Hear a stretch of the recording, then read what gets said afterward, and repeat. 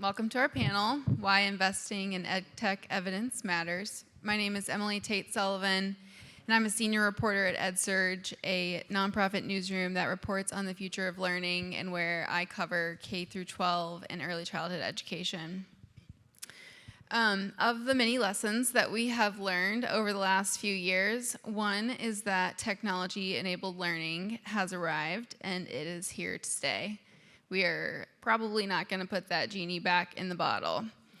So, with some 11,000 EdTech products on the market, we're here to talk about the importance of research and evidence showing that those products being used in schools with our students and educators are effective. The idea that we should vet, research, and test every piece of technology, every product that we introduce into a classroom is not inherently controversial. Most people would agree that that sounds like a good idea, actually. So why don't we? Our four panelists are here to help us understand that and answer that question. So to my right, we have Christina Ishmael, the Deputy Director of the Office of Education Technology at the U.S. Department of Education. And then Karl Rectanus is co-founder and CEO of Learn Platform and Senior Vice President of K-12 Strategy at Instructure. Dana Bryson is Senior Vice President of Social Impact at Study.com. And last but not least is Sunil Gunderia, Chief Innovation Officer at Age of Learning. So, Karl, let's start with you. Can you tell us what we mean by EdTech evidence and how common it is for EdTech to be validated by research? Well, I think, thank you, first of all, for this and to everybody for coming to today's panel. I'll probably defer to the regulatory body responsible for what evidence is to speak more directly. Thank you. But, you know, I think you're absolutely right. Learning is now tech-enabled. It's clear that right now for every school district in the U.S. is accessing, on average, about 1,400 different EdTech tools every month. That's a lot. We asked teachers last school year to engage with over 140 different digital technologies each to do their job. And the evidence for some of them is, did I use it? Did it work for me? Right? And that's valid enough at times, especially as a former teacher. When you've got anywhere from, you know, on a good day, 25 to 30, but oftentimes 150 to 250 students with whom you are trying to figure out what's going to work best for my students in this situation right now. And so the opportunity for us to drive, you know, technology has improved so significantly. It has become more ubiquitous post-COVID that it is time to modernize the infrastructure on which we build, gather, share evidence. And so I would take one comment away from you know your comment, Emily, and say, actually, there's a ton of evidence building happening. Oftentimes, it is lost in the ether, but there are leading organizations that have been committed and always have been, but are now documenting and sharing that evidence in meaningful ways. We recently released a report, as we are wont to do, on what's going on across EdTech. Learn Platform is an EdTech effectiveness system that's been used by school districts and states for the last 8 years. We are honored to merge with Instructure, the creator of Canvas, the most ubiquitous learning management system in K-12 and higher ed, also assessment provider and other things. But as we analyze the data to help the market understand what's going on, we just released a report of the 100 most engaged tools. 60% of them point to evidence of effectiveness. Only 1 in 4 of those actually map and meet any criteria of the 4 levels of evidence. And so I think the opportunity now is not just to, say, hey, we haven't been doing this and we should, but to actually start to provide a lockstep movement of the market to understand how to more rapidly and consistently deliver evidence. Christina, Karl just mentioned the 4 tiers, but I think for many it would be a refresher, but maybe some need an explainer on what those 4 tiers are. Great. Well, I'm really excited because today we just released something to help you all. So I'm going to hold up because we actually went old school and brought things on paper. So this is part of the new EdTech Evidence Toolkit with one-pagers on the 4 tiers of evidence. You may still be asking, what does that actually mean? In 2015, when ESSA was renewed, we certainly kind of stressed the importance of selecting interventions, curriculum, EdTech tools that were all evidence-based, looking at educational outcomes. But we didn't follow that up with professional learning. And so we heard from the field back in September that there could be literally a training every single day for educational leaders and decision makers, whether at the school level or the state level, and we still would not have full saturation across the country for folks that know what that means. And so that was our moment to say, okay, well, we're gonna step into that work and support our leaders that are making these decisions. So Dr. Yenda Prado, who is on our team right here, has been working on this since that time, and we, like I said, just released this today. And so it is looking at the 4 tiers that are defined in ESSA, so it goes back to the regulations, which I'm not going to tell you the actual regulatory language because I'm a practitioner not doing that. But it does tell you how you can start to build those systems of evidence with the tier 4, which is where a lot of folks start with a simple logic model. And you may be saying, I still don't know what that is. That's okay. We can talk to you about that too. To the tier 1, which is those that have gone through much more in-depth studies that can show the actual outcomes and changes there. So we will be following up with some other resources in the next couple of months, but there's also 2 blog posts that were released today that you can actually take these and use these in your districts or in your states as early as tomorrow. And just to, I think, put a finer point on that, a lot of the products that exist may well be doing everything they intend to do and work, as designed. It's just that the tiers of evidence are supposed to kind of add that accountability, the proof of efficacy, right? Yes, absolutely. And we also know that EdTech is different. This has been our conversation with our colleagues at the Institute for Educational Sciences for a while. You can't do traditional research studies, 3-5-year studies on EdTech tools. How many versions have we seen of ChatGPT or of generative AI already from OpenAI in the past couple of months?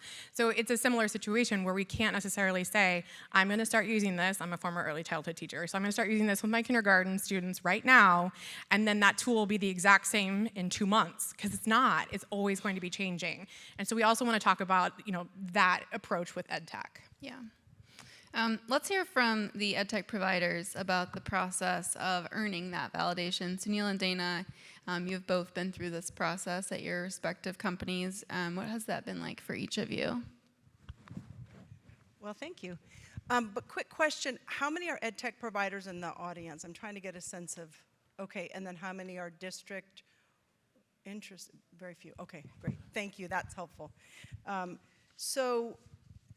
It's in our DNA. It's study.com. I mean, we were founded by a first-gen immigrant who came to this country, didn't speak the language, and was looking to build a company to help underserved learners. So we have been constantly looking at the data, looking at learning science, applying it to our content and our products, right? But that didn't do what you're talking about and what we're talking about here. We have the data, and we're very focused on it in terms of what users are experiencing in student outcomes, but it didn't necessarily translate to what was necessary for ESSA-level certification. In fact, it didn't directly at all. So we had this mindset shift that was happening, which is, I think, what we need as EdTech providers, to have a mindset shift that we need to focus on evidence, and we need to prove and to show the efficacy of our products for all learners. We need to, because this is serious stuff. We're talking about student outcomes here. And so we need to take it very seriously, be incredibly earnest, and really look at all learners. So we are ESSA-level 4 certified. Yeah, thank you. I love that we're so nerdy and we'll geek out on We that. love it. We have our logic model, rigorous evidence. We have our logic model, and actually it sounds like a plug, but last year at this conference, true story, we heard about Learn Platform. We had actually talked to a couple big research firms, and it just was, because we were so invested in this rigor and showing great outcomes for students, but it didn't translate, to your point, Christina. It really didn't translate. It was a lot of money, but more importantly, it was a lot of time. And our products would be different and the students would change over. So it's been incredibly helpful. We actually work with Learn Platform. That's how we got our, you all helped us to get our level 4. We're on the path to level 3, trying to get over to 1 where he is, and he's gonna tell you about that now. So last thing I'll say is, to sum up what I believe this does, is that I think it creates a common scorecard. A common scorecard where you can translate as an EdTech knowledgeist or a district leader or school leader, what does any of this mean? Or even a parent, right? It's a common scorecard, and that's where we find, we're in 10,000 school districts at study.com. That's what we hear from our partners, that this scorecard's really helpful for discerning what's gonna work, so. Thank you, Dana. Yeah. So I'm with Age of Learning. Do you guys know what ABC Mouse is? That's what our initial product was, and what many of you may not know, you probably used it with your own children, that we were research-based from the beginning and evidence-based from the beginning. So we had significant gains both in math and reading with ABC Mouse, which is our consumer product. And about 8 years ago, we launched on this journey to really address a problem, and that is we're not getting enough of our kids to proficiency in math and reading by the time they're in 4th grade. We had great experience from ABC Mouse in understanding how to engage kids, but we wanted to build a next generation platform that really worked. So not only were we research-based from the get-go, but that's different than being evidence-based. So doing literature reviews, ensuring you're gonna build something that's effective to solve the problem you need to solve is where we started. But then we knew, in addition to doing play tests from the first prototype to really understanding that it works for kids, we wanted to get data that it's gonna be effective in a classroom. So we started with our first RCT in 2017. We did a second RCT in 2019. We now have 9 certifications from Learn Platform and an additional 3 studies. We're ESSA 1 through 4 across our 2 products, My Math Academy and My Reading Academy, and we will continue to do research. We actually just received last year a $3.5 million grant. We didn't, WestEd, our research partner, did, from IES to further test our My Math Academy product. So to us, we want to make a difference. We want to move the needle, and you only do that through science and evidence, and that's what we're committed to. Let's keep talking about that. So what are some of the challenges of having gone through that process, continuing to go through it, maybe some of the realities that might deter other providers from beginning the process? It's difficult. You're partnering with districts that are to do these studies, and these districts have a lot going on, and especially now. So going to a district and saying, hey, let's do an RCT, for example, and we have to randomly select which classrooms we're going to get it, and you can explain to the parents of the kids who are not going to get this intervention that's supposed to drive gains why they're not getting it. So you have that start problem with a lot of districts in just getting it started. And then fidelity of implementation. So this is a non-district priority that you're bringing in as a new resource that some of your teachers have, not all of them, and now you're asking them to use it with fidelity to what you need to get the gains that you would like to get to. And that's just, it's a process. You have to get a third-party evaluator. That's expensive. It's a costly, high-stake endeavor. It's definitely worth it, but you don't know you're going to get results when you go in. You have a third-party instrument you need to use to measure the gains, so your product has to be aligned to whatever third-party instrument there may be. The existing one that's in the district may not work. So it's hard. So RCTs are very difficult, but you can start with correlation. You can start with the level 4, and everybody should have a level 4. You shouldn't be in educational technology if you don't have a logic model, you don't know what you're solving. Get out and let somebody that really wants to make a difference push things forward. I think I want to highlight 2 points too, Sunil. I mean, as you talk about RCTs, randomized control trials, which have been considered the gold standard since the late last century, and certainly through ESRA and IES, which only focused on, these are tier 1, those randomized control trials. But kudos to the department and to the Every Student Succeeds Act for providing sort of a regulatory on-ramp to allow organizations to activate with a logic model and then do correlative, comparative, quasi-experimental studies, and those all count. Your guidance is pretty clear that that's the case. And so I think there's a fair amount of education and opportunity to occur that most of the folks we talk to, oftentimes there's a stigma because of the history and decades of, some kids aren't going to get it, or it's going to take a long time, or what have you, that it doesn't have to take too long. You don't have to start, nor, frankly, ethically, you probably shouldn't start with an RCT, right? We're talking about ethics. It's 3 things. I think you asked about the challenges, but that was the question, right? It's time, it's timing, which is different than time, and it's transparency. And I'll say a word. Thank you, Christine. I like it when you go, I do. I like it. It's validating. I like it. So time, look, we shouldn't have to say this, but we know what educators are going through right now. And so to what Sunil just talked about, asking to do one more thing, which technology company, what product, what group of students do I really need to do this in addition to all the other priorities I don't have time for?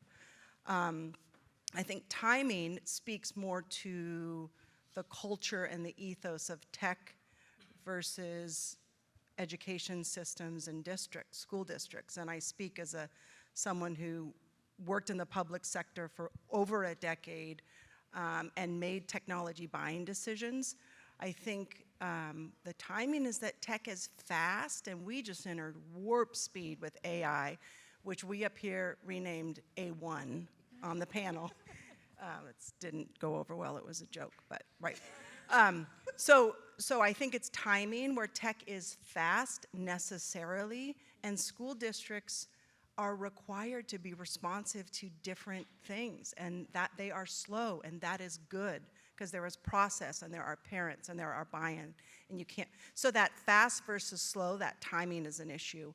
And then transparency. I think I want to commend the department for putting out more, and to you, Doctor, for putting out these one-page guidance, because I think as an EdTech provider, we're looking to understand how you walk this path, and it's not been clear. And we know that when we talk to folks who really have gone through it, we know it takes a long time, and you got to be patient, and it's a process. So I think that transparency about who you are and what the product is, and I have to say it, trust. I think let's just be real when you talk about the number of products, Karl, that are out there that teachers are having to deal with. How do we know discern which ones to spend time on? I'm going to put my practitioner kind of hat on here. I was an early childhood teacher, and the first time I ever went to an ISTE conference was in 2010. And I walked the vendor halls, and I remember being that teacher where things were shiny. And I was like, yes, I want to use that. And yes, I want to use that. And yes, I want to use, and it's free, and you're going to give me swag? Okay, cool. And so I would bring back all of these tools into my classroom, not having the conversations with my building principal or my district leader and saying, hey, found this new tool. I'm going to use this in my classroom, let alone talk about student data privacy, any sort of those issues. But let's talk about how I wanted to use that. And we would just use them. We would just make that choice to use them, not knowing anything about it, not knowing the research behind it, not knowing the learning science behind any of these things. And this is very, very common today, still happening. If we go back to your data that you're collecting, 1,400 tools, that breaks down to 148 by educators and 143 by students. Students, folks. My kindergartners would be using 143 of these tools, and so are the 12th graders.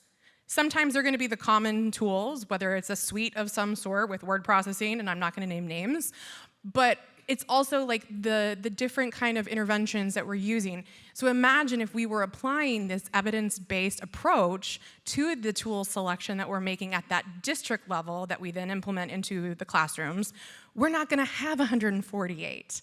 And I'm not trying to put anyone out of business, but I think it's really important that we're using the tools that actually work with learners. Thanks for that. We're talking about the challenges or the investment in this, if you will, per the name of this session.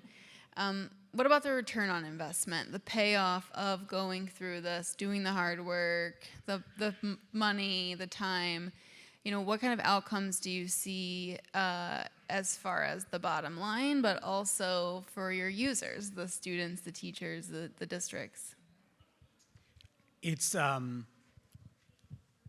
what's really quite clear is that we are systemically failing the majority of our low-income students. 19% are proficient, like I said, and by the time they're in 4th grade in reading of our low-income students. And this is not because of the pandemic. The numbers have not moved before that. They were pretty stable, and yes, they dipped a bit. But we have a real problem. And so the investment we're making in terms of what we do in EdTech and just in education in general really is a societal return that we need to get. Otherwise, evidence should be table stakes because it's important not only to the individuals, but to our overall economy and to our national prosperity and those of other nations as well as we do the work we're doing. So the return is, yes, I mean, we would like to win because we're the most effective product, and that makes that decision very easy to buy our product. But the outcomes that we'll get will go well beyond our company. We, 8 years ago, so this conference is very special to me because 8 years ago how many of you went to the Phoenician? Anybody at the Phoenician? Remember back in the day? A couple old people. So Call them old. Oh, sorry. Originals, OGs. I was blonde and 6'4", but EdTech has beaten me down. So actually, we launched around that time because of this, and our pitch was we help you figure out what you're using that works. And so as we talked to school districts and states, and they said, cool, could you just tell us what we're using first? And he said, yes, it does that. It's going to tell you what you're using, and then we have rapid cycle evaluation technology that analyzes usage, student achievement, teacher experience. We quantify that. We turn it into visualizations. So you can answer questions like, what am I using? But when I use it, in which situations, for which student groups, is it helping kids learn? And they said, that sounds awesome. Can you just tell us what we're using? Because we don't even know where it is or what to find. And so if you fast forward 8 years later, I mean, I do think there's nobody here that wants to invest in anything that's not working. I don't talk to anybody who says, like, our revenues are through the roof, and get this, it doesn't work. That's not what's happening. Like, this isn't, no. But it's hard. It's been opaque. I've talked with leaders who, hey, we think it works, but we can't get any data back from school districts to know when we did a pilot, they just stopped calling us. Or, we can't get access to the data because we're not allowed, and they had to be an IRB, and we got to do all this other stuff. And it was hard, and it has been. However, what we have seen is just a tidal shift in the last 2 years. Ubiquitous access to technology in a pretty significant way. I remember when being one-to-one was like special, right? Everybody is now. However, there's also a shift. We would do study, again, like 8 years ago, we would do these analyses with a math tool or help a district understand what happened with their literacy intervention. And they would say, this would be awesome if we could have this. So I just demoed it with your data. You can have this. Selling was hard, but I think there wasn't a belief that you could have research and evidence in a structured, trustworthy way that would be valuable. And among the things that have changed is, it's not something that is just a trade-off between are we going to go to the marketing conference or are we going to do a study? But now we're seeing sales and marketing leaders say, actually, this will help me get on the procurement list in New Mexico. Yep. This will help me win in the RFP and RFI. But more importantly, I'm hearing product leaders say, and we can use the data to quickly inform our product roadmap, which is a massive opportunity. That's where the returns happen because it doesn't impact kids that look like these kids 4 years from now. It impacts these kids right now, and it's gratifying to see it happen quickly. I'll just add, so we have a big direct-to-consumer B2C business, about 1 million people a day on the site. And we've been in business almost 2 decades. So we have great data about what works with respect to the 1,500 test prep curriculum that we offer. So we know high pass rates for teacher test prep, those kinds of things. But as we moved more into the B2B market in the last 3 to 5 years, this is when we really saw that we needed this because we had our own data and evidence, but it was not evidence-based for selling into a school district. So just want to make that distinction for others who are listening who may have a B2C business or be growing into more B2B.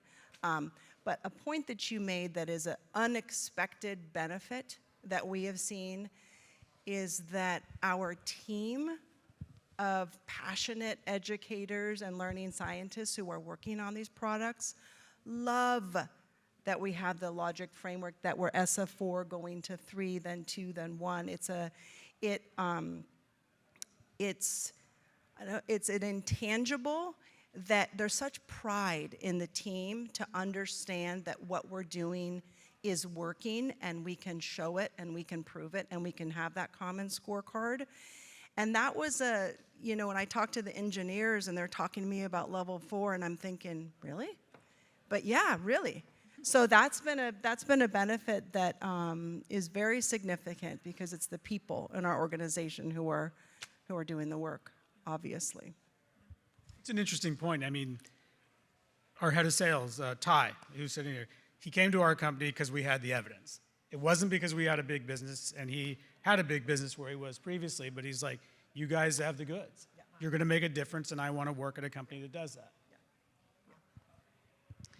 I'm wondering what mechanisms are in place, and Christina, I'm primarily looking at you, to make this process more approachable to EdTech providers, but also to incentivize districts to start asking to see more evidence, because that's a big piece of this too. Yeah. Well, I'm going to go back to my one-pagers here. This goes back to what we heard from the field was we need more technical assistance and or training or professional learning for folks that are making the decisions. It is one page, front and back. This is very approachable. And so it started with something like this. And this was a lengthy process to get it here to you all today. As I mentioned, Yenda started working on this back in September. But that is really significant. And while most folks think that we have a lot of authority at the U.S. Department of Education, they lie. We don't, because we believe in local control within our country, and that is state control as well as local district control. And so there are certain things that we can put out as guidance and say, please refer to this, use this as an example. But even though the actual language through ESSA says evidence-based solutions, there's no teeth behind that, and that's okay, because we know that once we get this community going, that we'll just continue to see it thrive, which is what we're seeing right now. And so as much as we can, encouraging folks to use it, talking about it more often. Y'all are here. I mean, thanks for coming to this session. That's a first start for a lot of things. Yeah, I mean, I think we have seen, for the first time, I saw Superintendent Roberto downstairs, LAUSD requested evidence from all of its providers. Chicago Public Schools, for the first time, included evidence requirements within their RFPs and RFIs. States in adding additional points or table stakes points by meeting the levels of ESSA evidence. I mean, frankly, but the change that is required, right, in 17,000 school districts and local education agencies who haven't really had visibility or the option to see evidence are now required to. Kudos to you and the department for taking the time to make it succinct. I think that was Mark Twain that said, I would have written you a shorter letter, but I didn't have time. It's hard to do that. It's hard to simplify that and help build capacity, but we have already seen that start to help school districts and states get on the same page and understand what it means to say, okay, level 3 or above. Yep. Sunil and I think probably at this conference a year ago said, look, we're doing this, but we hope everybody else starts to pay attention. And Sunil, you and the team have been leaders in, recognizing that it's not about one study or one certification, but in which situations do our tools seem to work? Can these interventions be improved? For which students? That's a continuous improvement cycle. And I think you've set up the framework to be able to do that quickly and easily and be able to communicate it clearly. And the context matters. I taught in Omaha, Nebraska, and Omaha Public Schools recognizes 114 languages. It's a huge population of immigrant refugees, and the majority of my students were Latinx, Spanish-speaking, ELs, and that is important when we're setting the stage for these types of interventions. Like, we want to know that full context. I had 27 students in kindergarten, 25 of them qualified for ELs or for multilingual learners, and then 2 of them didn't. So when I put this intervention in place, here's the context. And so then being able to share that with others, this can be replicated in Washington, D.C., this can be replicated in Tacoma, Washington, wherever it may be, that is incredibly important. So that's also part of this whole process. Well, I was just going to say, and imagine, but what a lost opportunity. Your experience there in Omaha, Nebraska was fantastic, but we don't get the benefit of learning from that as a market. We got a chance to partner with IES, the Bill and Melinda Gates Foundation, and others to help design something called a Universal Evidence Report. It's free. It's available to evidencereports.com. You can use it. It's a cover sheet to go on any study that's ever been done. You can fill it out yourself. A district could do it. Research organizations, philanthropy can leverage this now. But it's intended to just equip us to share what's happening. Doesn't have to be working. That's not what science is. It's the chance to share this research and evidence in a meaningful way. And I think this and the tools that you've provided can be super helpful. I think we might have a couple of minutes at the end for some audience questions, so be thinking if you have something you want to ask our panelists. But in the meantime, You saw them raise their hands. There's a lot of EdTech providers in the room. They've now heard you make this case. What should they do next once they leave here? Put together a logic model and get ESSA evidence for to start if you don't already have it, and then start planning how you're going to do your first tier 3 and do some correlation analysis and move up. I'd also add, you've got to get buy-in inside the organization, and I don't know, where you all are, who you're representing, but I think if you're selling to a public school district or to schools, and you're not looking for your evidence base, you are behind. It's imperative. So I would say that first. I do think buy-in inside the organization to understand. At the one point I said, yeah, the team's really excited about it, which is true. But as a EdTech company, we know there's so much we're working on. Whatever's in your roadmap and your priorities, go ahead and move this to the top. Move it to the top. This is where we're going. This is a requirement. These are public funds. These are student outcomes. We're not messing around. And I think that it's that imperative that you've got to bring to it and a sense of urgency to get it done. Well, and I think especially over the next 12 to 24 months, as funding may be a question, it's going to be the solution providers that have evidence and can share that will sustain and grow. Right. The first thing you can do at 4 o'clock is come to a happy hour in 978. In the Seaport, you're all invited if you want to continue the conversation. But I'll just concur. I mean, if our team at Learn Platform, which I think I saw our research director, Dr. Mary Stiers, Molly, Dr. Henschel, and others, our head of product, Christy Lindell, and others, we would be honored to support and advance evidence into the market with you to help guide, whether you're an early stage organization that is just we work with companies that are just ideas, to larger, very successful companies who have done great work but are committed to driving evidence. And if we can be helpful, we'd love to do that. And I would say start small. Whether you're going to start with a logic model or whatever entry point you want to do, those small steps and those small wins add up very quickly. And we need that collectively across our entire system. All right, we do have a couple of minutes, so if you have a question, maybe just stand up and be sort of loud. You don't need to come up with the mic. I can speak. So our organization, our product was founded based off of research from two professors at the University of Notre Dame. So there's research behind it. I don't know how to classify what tier of research that is, though, because I'd love to point that out to myself. Where do I go to figure out where the research falls? Sure. Can I introduce you to these one-pagers? Yes, actually, Dr. Parlo has a bunch of copies, so if you all are interested in those, they're right there. Could I just highlight, too, the difference between, we talk about this quite a bit, the difference between efficacy and effectiveness. Efficacy it works in the lab, right? Is the research that was done, the learning science that might be used within tools and interventions.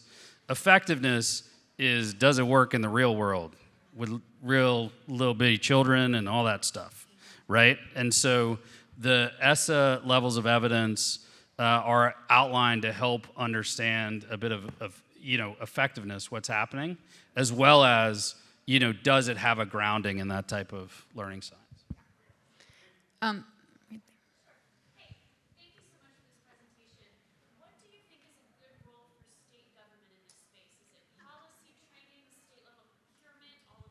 Yes. May I introduce to you the executive director of CETA, the State EdTech Directors Association, Julia Fallon, has access to all the folks, and yes, it's all of it. I'm a former state EdTech director in the state of Nebraska. We would talk policy, we would talk professional learning, we would talk about implementation, and it has to also be at that state level for sure. Yes.